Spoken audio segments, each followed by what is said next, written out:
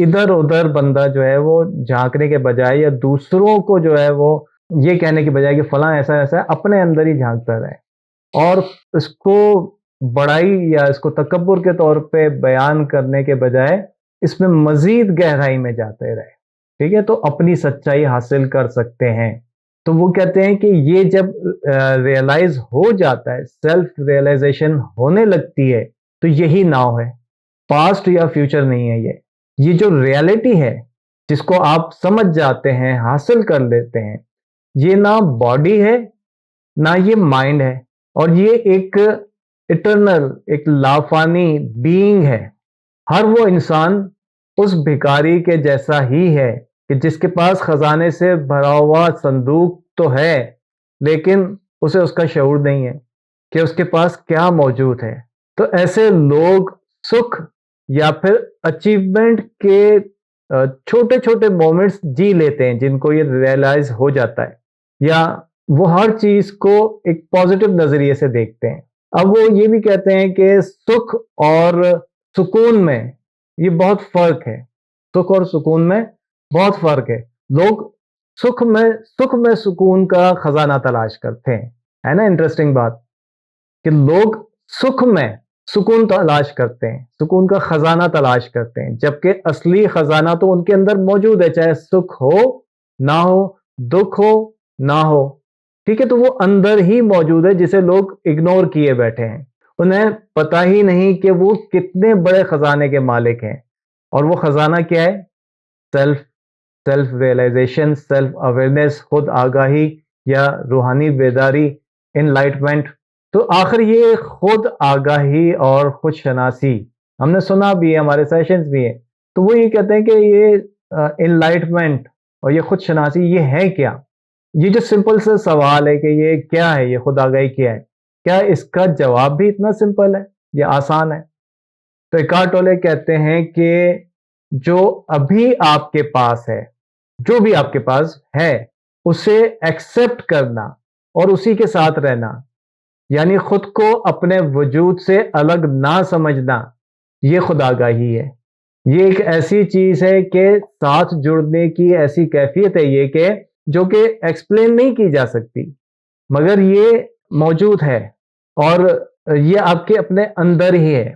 और शायद आपसे भी आला और अजीम है कि आप जो हैं, जो आपके इनर बीइंग है, जो अपने आप को जो कुछ समझते हैं आप, ये उससे ज्यादा आला है, उससे ज्यादा ग्रेट है। इकार्ट टोले कहते हैं कि मेरे नजदीक रूहानी बेदारी की सबसे बेहतरीन जो डेफिनेशन है वो महात्मा बुद्ध ने की है कि द एंड ऑफ सफरिंग, यानी रूहानी बेदारी असल में दुखों और रंज या रंजो अलम का खात्मा है। फिर ये इन्होंने कहा कि सबसे बेहतरीन तारीफ महात्मा बुद्ध ने की है, मगर फिर आगे वो कहते हैं कि मैं समझता हूं कि ये तारीफ भी नामुकम्मल है, क्योंकि इसमें सिर्फ ये बताया गया है कि रूहानी बेदारी क्या नहीं है, यानी दुखों का ना होना। ये नहीं बताया गया कि जब दुख खत्म हो जाएगा तो जो चीज बाकी रहेगी उसको हम क्या नाम देंगे। इस पर बुद्धा खामोश है, गौतम बुद्ध खामोश है। इस पर बुद्धा को खामोश रहना ये चाहता है। अब इसका मतलब ये नहीं कि इसका जवाब बुद्धा के पास नहीं था। बुद्धा का इस बात पर, गौतम बुद्ध का इस बात पर खामोश रहना ये चाहता है कि इस सवाल का जवाब आप खुद तलाश करें। ये आपकी जर्नी है, इस पर आपको चलना होगा, क्योंकि ये जर्नी ही मंजिल है, रास्ता ही मंजिल है। और ये बहुत जरूरी है, ये तो इकार्ट टोले ने ये बात की है, और ये बहुत जरूरी है कि रास्ता अगर कोई आप इख्तियार करते हैं, और ऐसा रास्ता कि जिसकी मंजिल ही वो रास्ता ही है। जरा सा बात को समझिएगा। मिसाल के तौर पे मैं इस वक्त लाहौर में हूं, मुझे कराची जाना है, तो मैं किसी ऐसे रूट पे जाऊंगा कि जहां मुझे पता होगा कि ये रास्ता या ये ट्रांसपोर्ट कराची की तरफ जाता है। अब एक ऐसे रास्ते पे, यानी अगर उस कराची की तरफ जाना है, अब अगर वो रास्ता में भटक भी जाता हूँ, इधर उधर हो भी जाता हूं, तो मैं किसी ना किसी तरीके से अपनी मंजिल पे पहुंच जाऊंगा। लेकिन अगर आप एक ऐसे रास्ते के मुसाफिर हैं कि वो रास्ता ही मंजिल है, डेस्टिनेशन जो है वो रास्ता ही है, और उस पर चलते ही रहना है, और कहीं पे जाके आप रुकेंगे नहीं। कोई ये एक फाइनल डेस्टिनेशन नहीं है कि आप उस जगह पे रुकेंगे। ऐसे रास्ते पे जिसपे आपको ये मालूम ही नहीं है कि एंड क्या है और वो रास्ता ही मंजिल है। मुझे ये बताएं कि क्या ऐसे रास्ते पे कोई अकेला चल सकता है? किसी रहनुमा के बगैर, किसी टीचर के बगैर, किसी गाइड के बगैर क्या कोई अकेला चल सकता है? क्योंकि ये तो पता ही नहीं है कि जाना कहाँ है। बात समझ आ रही है? तो कट वाले क्या कहते हैं कि ये जो रास्ता है, ये रास्ता, ये जर्नी, ये सफर, यही मंजिल है। इकार्ट टोले से जब बीइंग के बारे में सवाल किया गया ना, तो उन्होंने कहा कि बीइंग एक ऐसी लाफानियत है जो हमेशा प्रेजेंट है। ये हमेशा से है और हमेशा रहेगी। ये ऐसी हस्ती है जो एक वननेस, यूनिटी या वहदत है। इसमें डाइवर्सिटी नहीं है, इंतशार नहीं है, ये एक ही है। और ये जो एक है ये सब में है। हम कहते हैं ना यूनिटी इन डाइवर्सिटी, तो बहरहाल इसकी बात कर रहे हैं वो। एक जिंदगी जो एक जिंदगी है ना, जिंदगी तो एक ही है, तो एक जिंदगी जो मुख्तलिफ शक्लों और फॉर्म्स में जाहिर होती रहती है। जिंदगी एक ही है। अब वो जाहिर किस में हो रही है? मुख्तलिफ शक्लों में, मुख्तलिफ नस्लों में, मुख्तलिफ टाइम में। जिंदगी एक ही है। जिंदगी अलग अलग तो नहीं होती ना, तो ये अलग अलग फॉर्म्स में जाहिर होती रहती है। ये बर्थ एंड डेथ से बियॉन्ड है। ये हर शय की जो है एक इनविजिबल इनर मोस्ट, और ये जो इनडिस्ट्रक्टिबल एक एसेंस है, एक ऐसा जौहर है कि जो इनडिस्ट्रक्टिबल है, कि इसको ना तोड़ा जा सकता है, ना इसका साइज कम ज्यादा किया जा सकता है। मतलब ये कि डीपेस्ट सेल्फ, अंदरूनी वजूद, बातिन जिसको हम कहते हैं ना, तो इस तक आप एक्सेस कर सकते हैं, यहां तक कि आप अभी अपने अंदर को पहचान सकते हैं। मगर आप उस तक अपने जहन से पहुंचने की कोशिश करेंगे, तो वो कहते हैं कि आप अपने जहन से पहुंचने की, अपनी इनर सेल्फ की तरफ अपने जहन से पहुंचने की कोशिश ना करें, इसको समझने की कोशिश ना करें। आप इसको उस वक्त समझ सकते हैं जब आपका जहन बिल्कुल साइलेंट हो, सुकूत में हो, यानी प्रेजेंट में हो। देखें, जब माइंड साइलेंट होता है, सुकून में होता है, साकित होता है, तो प्रेजेंट में होता है।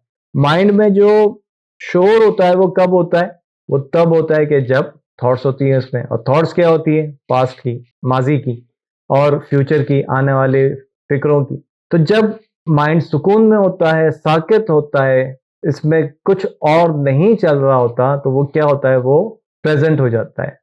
जहन हमेशा पास्ट और फ्यूचर में फंसा रहता है, जो भी बात की गई, फिक्रों में और फिर यादों में या दुखों में।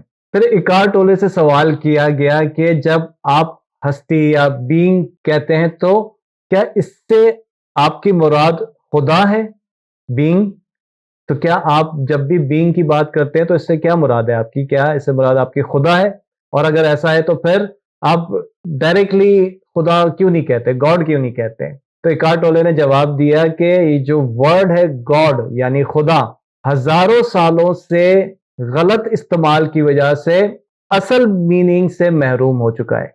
मैं कभी कभी इस लफ्ज को इस्तेमाल करता हूं, और गलत इस्तेमाल से मेरी मुराद ये है कि वो लोग जिनको कभी इस लफ्ज का तकद्दुस और इसकी जो लामहदूद वसअतें हैं, उनकी एक झलक तक नहीं मालूम हुई, उसका तारुफ तक नहीं मालूम, तारुफ अगर है भी तो उसकी मार्फत नहीं है, तो वो उसके बारे में एक झलक तक नहीं मालूम उनको। और वो भी इस लफ्ज को यकीन के साथ ऐसे इस्तेमाल करते हैं जैसे वो जानते हों कि वो किसके बारे में बात कर रहे हैं।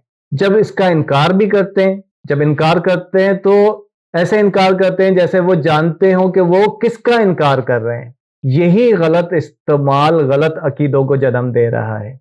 तो लफ्ज खुदा एक, वो कहते हैं कि ये एक बहुत महदूद सा तस्वुर बन चुका है कि जिस लम्हे ये लफ्ज यानी खुदा का लफ्ज या गॉड ये जुबान से अदा किया जाता है, दिमाग में एक विजुअल बन जाता है, एक छवि बन जाती है, एक इमेज बन जाता है, एक मेंटल इमेज बन जाता है। इस इमेज को कौन क्रिएट करता है? माइंड क्रिएट करता है, जो कि टेम्परेरी होता है।